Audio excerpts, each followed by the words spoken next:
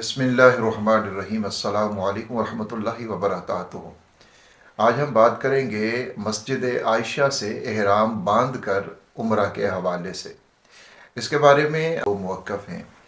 एक वो लोग जो कहते हैं कि मस्जिद आयशा से एहराम बांध कर उम्रा नहीं होता, और दूसरे वो मज़ाहिब हैं जो कहते हैं कि मस्जिद आयशा से एहराम बांध कर मर्द व ज़न दोनों ही उम्रा कर सकते हैं और वो उम्रा बिल्कुल दुरुस्त होता है। इन दोनों को हम लेकर बात करेंगे और आपको बताएंगे कि वाक़यातन मस्जिद आयशा से एहराम बांधकर उम्रा नहीं होता, या ऐसा सहाबा इकराम ने भी किया था या नहीं किया था। ये दोनों चीज़ें आज के इस वीडियो में होंगी। और इसके साथ साथ मैं ये भी आपको अर्ज़ किए देता हूँ कि इस बात को भी आप जान लीजिए कि उम्रा ज़्यादा करने का सवाब है या तवाफ़ ज़्यादा करने का सवाब है। इसमें भी दो मौक़िफ़ हैं। एक तो ये कि वो लोग कहते हैं कि उम्रा कम और तवाफ़ ज़्यादा करें। जब आपने पहला उम्रा कर लिया तो उसके बाद आप तवाफ़ ज़्यादा कीजिए। और दूसरा मौक़िफ़ उलमा कराम का ये है कि वो कहते हैं कि नहीं, जब आपने एक उम्रा कर लिया है अब मज़ीद भी उम्रे कर सकते हैं। दोनों चीज़ें इस वीडियो के अंदर हम डिस्कस करते हैं कि इन दोनों के बारे में हमें क्या करना चाहिए, क्योंकि लोग शकूक व शुबहात का शिकार हो जाते हैं। पहले बात हम कर लेते हैं, उम्रा ज़्यादा करना है या तवाफ़ ज़्यादा करना है। जो लोग इस चीज़ से मना करते हैं कि तवाफ़ ज़्यादा करें और उम्रे कम करें, वो कहते हैं कि जब रसूलुल्लाह सल्लल्लाहु अलैहि वसल्लम तशरीफ़ लाए तो आपने एक ही उम्रा फरमाया, आपने फिर बार बार उम्रे नहीं किए हैं। तो वो इसी चीज़ को लेकर आगे बात चलाते हैं कि जब आपने नहीं किया तो फिर हमें भी ये नहीं करना चाहिए। हालांकि ऐसी बात नहीं है। रसूलुल्लाह सल्लल्लाहु अलैहि वसल्लम की हदीस मौजूद है जिसमें आप सल्लल्लाहु अलैहि वसल्लम ने मुतअद्दिद बार उम्रा करने और हज करने के बारे में इरशाद फरमाया है कि तुम ज़्यादा उम्रे करो, ज़्यादा हज करो, कि इससे गुनाह भी मिटते हैं और इसमें बरकत भी आती है। तो ये हुक्म मौजूद है, तो फिर आप उम्रे ज़्यादा कर सकते हैं, चाहे एक सफ़र में ज़्यादा करें या ज़्यादा सफ़र में आप कर लें।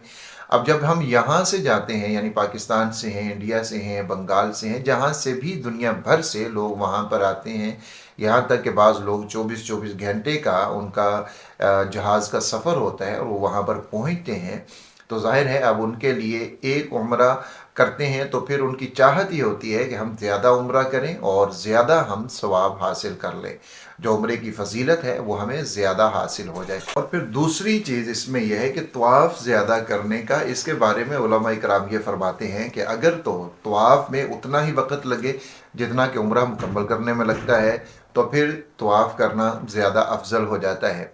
लेकिन अगर तवाफ़ में कम वक़्त लगता है तो फिर उम्रा ज़्यादा अफजल हो जाता है। पहले उम्रे के बाद की बात है, ये नहीं कि आप जाते ही सिर्फ तवाफ़ ही करें और उम्रा ना करें, नहीं, पहला उम्रा करने के बाद की ये बात है कि दोबारा करना है या नहीं।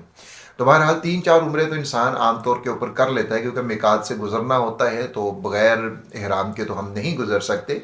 जैसे आप मक्का में आते हैं, फिर ताइफ चले जाते हैं, ताइफ से वापस आते हैं तो आपको मिकात से गुज़रना है। आप मदीना मुनव्वरा जाते हैं, वापस मक्का आते हैं तो आपने मिकात से गुज़रना है। ये 3 उम्रे तो हो जाती हैं, एक जाते हुए, फिर ताइफ से, फिर आप आ जाते हैं मदीना मुनव्वरा से। 3 उम्रे तो हर कोई कर लेता है। हदीस से हमें ये तो मालूम हो जाता है कि ज़्यादा उम्रा करना चाहिए और इसके ऊपर बहुत ज़्यादा अजर व सवाब भी है। अब हम आते हैं मस्जिद आयशा से एहराम बांधने के मुतल्लिक़। तो जब उस बात की हमें समझ आ जाएगी तो फिर ये ज़्यादा उम्रे वाला मसला भी हल हो जाएगा। जो लोग ये कहते हैं कि मस्जिद आयशा से जो एहराम बांधना है ये एक ख़ास हुक्म था, और ये ख़ास हुक्म हज़रत आयशा सिद्दीक़ा रज़ी अल्लाह ताला अन्हा के लिए था, और उनको आप सल्लल्लाहु अलैहि वसल्लम ने इजाज़त दी थी कि आप वहाँ पर जाएं और जाके तनईम, ये जो जगह है असल में मस्जिद आयशा जो है ये तनईम है, तो उस जगह पर जाकर वो एहराम बांधें, एहराम बांध कर आकर वो उम्रा कर लें। तो हज़रत आयशा सिद्दीक़ा रज़ी अल्लाह ताला अन्हा अपने भाई हज़रत अब्दुर्रहमान रज़ी अल्लाह ताला अन्हु के साथ गई और उन्होंने वहाँ पर जाकर एहराम बांधा और हज़रत आयशा ने आकर उम्रा मुकम्मल कर लिया। अब जो हबाब इसकी मुखालफत में हैं वो ये कहते हैं कि हज़रत आयशा के साथ हज़रत अब्दुर्रहमान थे और उन्होंने उम्रा नहीं किया, उन्होंने एहराम नहीं बांधा। एक बात को जान लीजिए, ये जो तनईम का मुकाम है या जहाँ जो मस्जिद आयशा है ये असल में हिल है।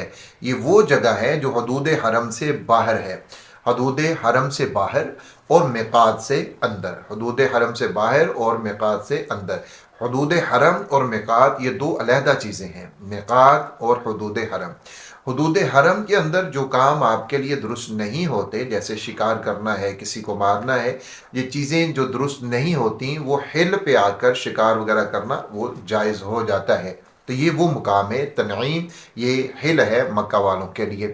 اب جو اہل مکہ ہیں یا جو مکہ میں گئے ہوتے ہیں معتمر، جو یہاں سے پوری دنیا سے عمرہ کے لیے آئے ہوتے ہیں اور وہ مکہ میں رہائش پذیر ہوتے ہیں، اب انہوں نے اگر عمرہ کرنا ہے تو ان کے لیے یہاں پر آ کر احرام باندھنا، یعنی مسجد عائشہ پر آ کر احرام باندھنا اور پھر یہاں سے جا کر عمرہ کر لینا، یہ بالکل درست ہے۔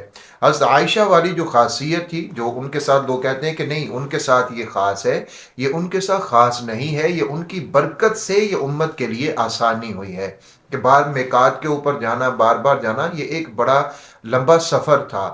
تو یہاں حضرت عائشہ صدیقہ رضی اللہ تعالی عنہا کی برکت سے یہ ہمیں ملا ہے کہ ہم یہاں سے احرام باندھ سکتے ہیں۔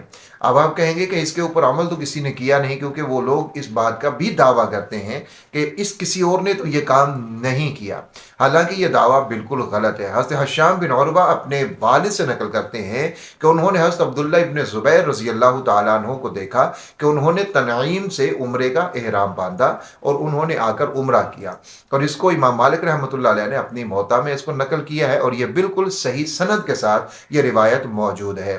تو یہ عمل صحابی رسول حضرت عبداللہ بن زبیر رضی اللہ تعالی عنہ کا ہمیں ملتا ہے۔ اس طرح حضرت عبداللہ بن زبیر رضی اللہ تعالی عنہ کا تذکرہ آ گیا کہ انہوں نے اس کے اوپر عمل کیا ہے۔ اگر یہ واقعتاً حضرت عائشہ صدیقہ رضی اللہ تعالی عنہا کے ساتھ خاص تھا تو پھر حضرت عبداللہ بن زبیر رضی اللہ تعالیٰ عنہ نے ایسا کیوں کیا؟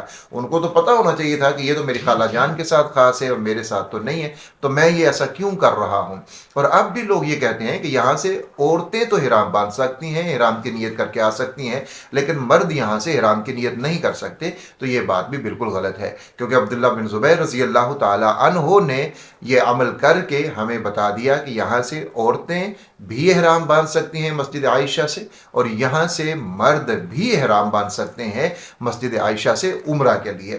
لیکن جو بات میں نے عرض کر دی، یہ وہی لوگ کریں گے جو مکہ میں ہیں، مکہ میں رہائش پذیر ہیں، دنیا بھر سے عمرہ کے لیے آئے ہیں، یہاں پر وہ رہائش پذیر ہیں، تو پھر وہ عمرہ کرنا چاہتے ہیں مزید تو وہ مسجد عائشہ پر جائیں، وہاں سے احرام باندھیں، احرام باندھ کر آ کر وہ عمرہ کر لیتے ہیں۔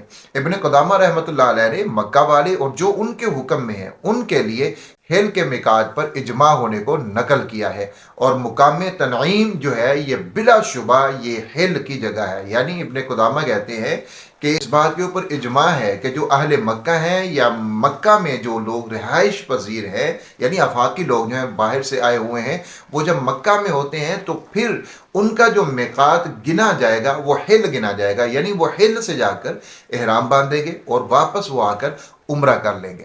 تو اس لیے جب آپ وہاں پر جائیں تو اس شش و پنج میں آپ مت رہیے۔ اگر آپ کا دل کرتا ہے کہ میں عمرے زیادہ کروں اللہ تعالیٰ کی رضا حاصل کرنے کے لیے، جو اجر و ثواب ہے اس کے اوپر وہ حاصل کرنے کے لیے میں زیادہ عمرے کر لوں، تو پھر آپ مقام تنعیم یا مسجد عائشہ پر جا کر احرام باندھ سکتے ہیں، مرد بھی اور خواتین بھی باندھ سکتی ہیں اور آ کر عمرہ کر سکتے ہیں۔